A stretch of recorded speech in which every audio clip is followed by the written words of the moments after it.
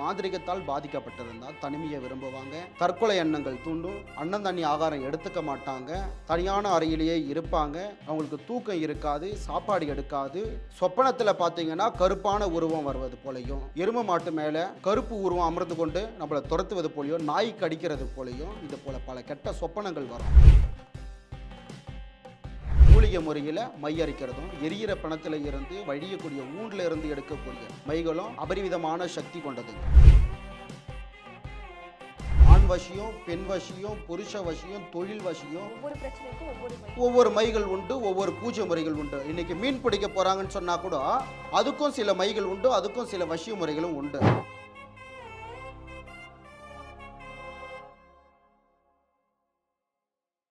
செய்திமலர் நேயர்களுக்கு வணக்கம். இன்னைக்கு நம்ம கூட காளி தேவி வழிபாட்டாளர் சக்தி உதயா சுவாமிகள் தான் இணைஞ்சிருக்காரு.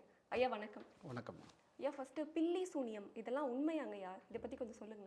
பில்லி சூன்யன்றதெல்லாம் உண்மையான ஒரு விஷயம். நேற்று இன்னைக்கு வந்தக்கூடிய ஒரு விஷயம் இல்லை. ஆதி காலத்தில் இருந்து சித்தர்களால் வழிவகுக்கப்பட்டு காலங்காலமாக நடக்கக்கூடியது தான் இந்த பில்லி சூன்யம் ஏவல் செய்வனன்றது. நம்மளுடைய எதிராளிகளை நேரில் நம்ம போயிட்டு சண்டையிட்டு போரிட்டு வெல்ல முடியாது, மறைமுகமாக தாக்கணும்னு ஆதி காலத்தில் இருந்தே, ராஜராஜ சோழன் காலத்திலிருந்தே மாந்திரிகள்லாம் இருக்குது. மறைமுகமாக ஒருத்தரை தாக்கக்கூடிய கலை தான் மாந்திரிக கலை. ஆயக்கலைகள் 64 கலைகளில் மாந்திரிக கலை ஒரு கலையாக விளங்கிட்டு இருக்கு. ஐயா, இப்போ எனக்கு ஒருத்தர் பில்லி சூனியம் வச்சிருக்காங்கன்னு வச்சுக்கலாம், என்னால் அதை கண்டுபிடிக்க முடியுமா? தெரிஞ்சுக்க என்ன பண்ணலாம்? ஒருத்தருக்கு பில்லி சூன்யம் ஏவல் பாதிப்பு இருந்தனாக்கா சில அறிகுறிகள் இருக்கும். அவங்களுக்கு எந்த மாதிரி அறிகுறி இருக்குன்னு பார்த்தீங்கன்னாக்கா, அவங்க தனிமையை மட்டுமே விரும்புவாங்க. உடல்நிலை பார்த்தீங்கன்னா அவங்களுக்கு மோசமாக போயிட்டே இருக்கும். கெட்ட சொப்பனங்கள் காணுவாங்க. தற்கொலை செய்யக்கூடிய எண்ணங்கள் அவங்களுக்கு அதிகமாக இருக்கும். நார்மலாகவே இது நிறைய பேருக்கு வரும் இல்லையா? என்னம்மா, இது வந்துட்டு ரொம்ப சாதாரணமாகவே தனிமையாக, இப்போ நிறைய பேர் தனிமை விரும்பி அந்த மாதிரி தான் இருக்கணும்னு நினைக்கிறாங்க. பில்லி சூனியம் வச்சாதான் இந்த மாதிரி இருப்பாங்கங்கிறத எப்படி கண்டுபிடிக்கும்? பில்லி சூன்யம் வச்சாதான் இந்த போல இருப்பாங்க அப்படின்றது உண்மையான ஒரு விஷயம்தாம்மா. நார்மலாக ஒருத்தருக்கு தற்கொலை எண்ணம் தோணுது, தனிமையை விரும்ப தோன்றாங்கன்னா அவங்க ஏதாவது ஒரு கஷ்டத்துக்கு ஆளாகி இருப்பாங்க, எதிலாவது பாதிச்சிருப்பாங்க. அதனால தான் அவங்க தனிமையை விரும்புவாங்க. யாருடைய உறவும் தேவையில்லை, நம்மளுக்கு தனிமையை விரும்புவாங்க. புரியுதுங்களா உங்களுக்கு? ஒரு கஷ்ட சூழ்நிலை வரும்போது தான் தற்கொலை எண்ணங்கள் தோணும். நீங்கள் நல்லா இருக்கிறீங்க, தானாகவே உங்களுக்கு தோணுமா? தனிமையை நாடுவீங்களா? தற்கொலை பண்ணிக்கணும்னு தோணுமா? தோணாது. ஆக மாந்திரிகத்தால் பாதிக்கப்பட்டிருந்தால் தனிமையை விரும்புவாங்க. தற்கொலை எண்ணங்கள் தூண்டும். அன்னம் தண்ணி ஆகாரம் எடுத்துக்க மாட்டாங்க. தனியான அறையிலேயே இருப்பாங்க. அவங்களுக்கு தூக்கம் இருக்காது, சாப்பாடு எடுக்காது. சொப்பனத்தில் பார்த்தீங்கன்னா கருப்பான உருவம் வருவது போலையும், எரும மாட்டு மேலே கருப்பு உருவம் அமர்ந்து கொண்டு நம்மளை துரத்துவது போலையும், நாய் கடிக்கிறது போலையும், இது போல் பல கெட்ட சொப்பனங்கள் வரும். இந்த சொப்பனங்கள் எல்லாம் வந்ததுன்னா நிச்சயம் அவங்க மாந்திரிகத்தால் பாதிக்கப்பட்டிருக்கிறாங்கன்னு அர்த்தம். விபத்துகள் ஏற்படும், சண்டைசாடி ஏற்படும், கணவன் மனைவிக்குள்ள பிரச்சனைகள் ஏற்படும், குடும்ப ஒற்றுமையாக இருக்காது, பிள்ளைங்க சொல் பேச்சு கேட்காது. மாந்திரிகம் இப்படிப்பட்ட வீட்டில் நுழைஞ்சிருக்குன்னு அர்த்தம். ஐயா, இப்போ கெட்ட விஷயத்துக்காக ஒருத்தர் பில்லி சூனியம் வைக்கிறாங்கன்னா அது பழிக்குமா? பழிக்குமா? ஏன் பழிக்கும் அப்படின்னு சொன்னாக்கா, அவங்க துர் ஆத்மாக்களை வச்சு தான் கெட்ட விஷயங்களை செய்வாங்க. அதுக்கு நேர கால ஜாமங்கள் பார்த்து ரத்த பலி கொடுத்தா அந்த துர் ஆத்மாக்கள் போய், அந்த ஜந்து போய் அவங்களுக்கு செய்யக்கூடிய வேலையை செஞ்சு கொடுத்துட்டு வந்துடும், செய்ய முடியும்.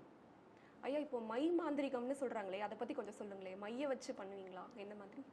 மை இல்லாமல் மாந்திரிகம் செய்ய முடியாது. மாந்திரிகத்தினுடைய கருவே பார்த்தீங்கன்னாக்கா மை மட்டும்தான். மை இல்லாமல் மாந்திரிகமோ தாந்திரிகமோ எந்த ஒரு வேலையும் செய்யவே முடியாது.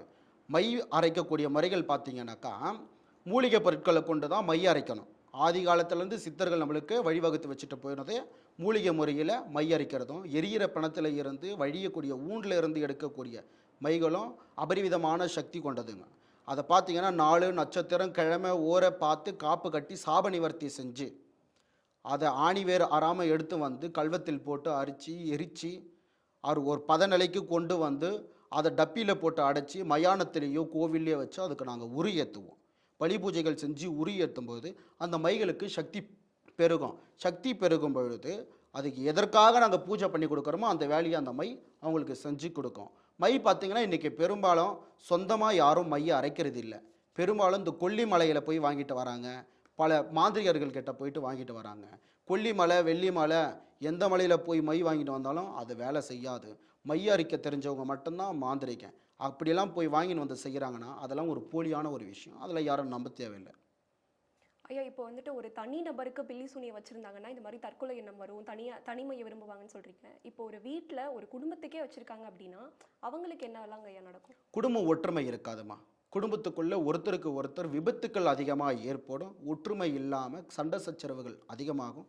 பொருளாதார இழப்பு ஏற்படும். இந்த போல பிரச்சனைகள் எல்லாம் குடும்பத்துக்குள்ள மொத்தமாக காட்டும். அப்போ அவங்க குடும்பத்துக்குள்ள சீவினை பாதிப்பு இருக்குன்னு அர்த்தம். இப்போ வந்துட்டு செய்வின பாதிப்பு இருக்குன்னு நமக்கு முன்னாடியே தெரிஞ்சிருச்சுன்னா அதுலேருந்து தப்பிக்கிறதுக்காக ஏதாவது வழிகள் சொல்ல முடியுமாங்க? சீவின பாதிப்புகள் இருக்குது அப்படின்னு உங்களுக்கு முன்கூட்டியே தெரிஞ்சிடுச்சு. ஒரு சொப்பனத்து மூலியமாக நீங்கள் கும்பிடக்கூடிய கடவுள், குலதெய்வம், மாண்டு போனவர்கள் உங்களுக்கு சொப்பனத்தில் உணர்த்திட்டாங்க நம்மளுக்கு இருக்குது அப்படின்னு நம்மளுடைய ஆழ் மனசு சொல்லும் பொழுது, எங்களை போல மாந்திரிகர்கிட்ட போய் மட்டுமே அதுக்குண்டான தீர்வுகளை தேடிக்க முடியும். தங்களுக்குத்தானே மாந்திரிகத்திலிருந்து விடுதலை பெற முடியாது.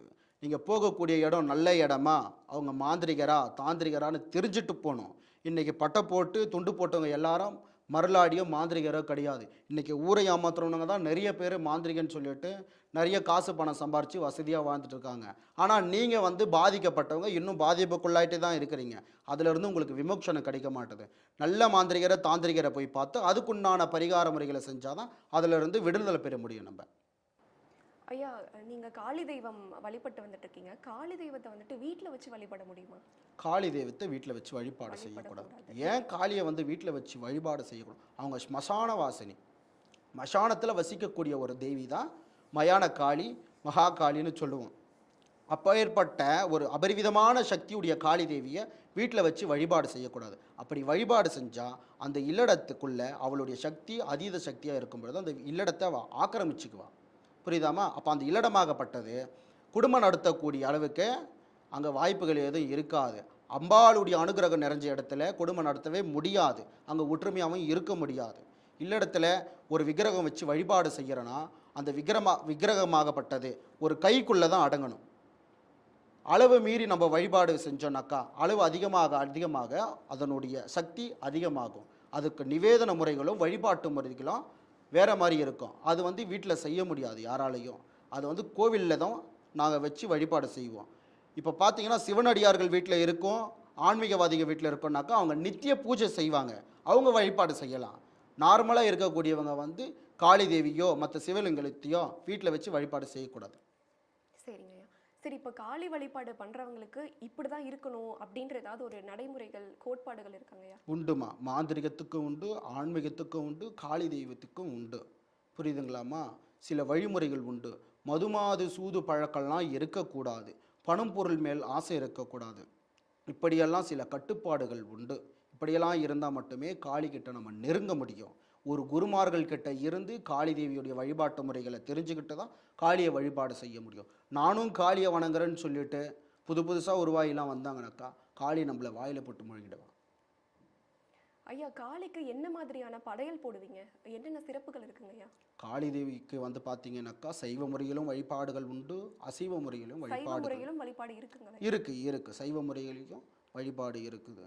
ஒரு செம்பருத்தி பூவை தேனால் நினச்சி வாழை இலையில் வெத்தலை பாக்கு பழம் வச்சுருந்தாலும் அம்பாளுக்கு அது நிவேத்தியமாக ஏற்றுடுவான். புரியுதுங்களாம்மா? அம்பாளுக்கு பார்த்தீங்கன்னா ஆடு மாடு கோழி பன்றியெல்லாம் காவு கொடுத்து பூஜை பண்ணுறதும் உண்டு. 2 விதமான பூஜைகளும் காளிக்கு உரிய பூஜை தான். ஐயா நீங்கள் மை மாந்திரிகம் பற்றி சொன்னீங்களேங்க ஐயா, அதில் எத்தனை வகையான மை இருக்குன்னு கொஞ்சம் சொல்ல முடியுமாங்க ஐயா? மை வகையில் பார்த்தீங்கன்னா பல வகையான மைகள் உண்டு. புரியுதாம்மா? அஷ்டகர்மத்துக்கும் மைகள் உண்டு. அதை விட பல எண்ணிக்கைகள் என்னால் இப்போ பார்த்தீங்கன்னாக்கா 8 விதமான மைகளை செஞ்சு நாங்கள் வச்சு வழிபாடு செஞ்சிட்ருக்கோம். என்னால் முடியாத சில காரியங்களை எனக்கு மேலே இருக்கக்கூடிய குருநாதர்கள் இன்னமும் செஞ்சுட்டு தான் இருக்கிறாங்க. எனக்கு தெரியாத மைமுறைகளும் இன்னமும் உண்டு. புரியுதுங்களாம்மா? பார்த்தீங்கன்னாக்கா ஜனவசியம், தனவசியம், தானிய வசியம், ஆண் வசியம், பெண் வசியம், புருஷ வசியம், தொழில் வசியம், ஒவ்வொரு பிரச்சனைக்கும் ஒவ்வொரு மைகள் உண்டு, ஒவ்வொரு பூஜை முறைகள் உண்டு. இன்னைக்கு மீன் பிடிக்க போகிறாங்கன்னு சொன்னால் கூட அதுக்கும் சில மைகள் உண்டு, அதுக்கும் சில வசிய முறைகளும் உண்டு. பல வகையான மைகள் இருக்குது. காக்காலேருந்து மை எடுக்கலாம், கோழியிலேருந்து மை எடுக்கலாம், எரியக்கூடிய பிணத்திலிருந்து மை எடுக்கலாம், வல்லூர்லேருந்து மை எடுக்கலாம், தேவாங்க பிச்சியிலிருந்து மை எடுக்கலாம். பல வகையான மைகள்லாம் உண்டு. பார்த்தீங்கன்னா மையில் கருப்பு வர்ணத்தில் இருக்கிறது மட்டுமே மை, பல வர்ணங்களில் இருக்கிறது மைகள் அல்ல.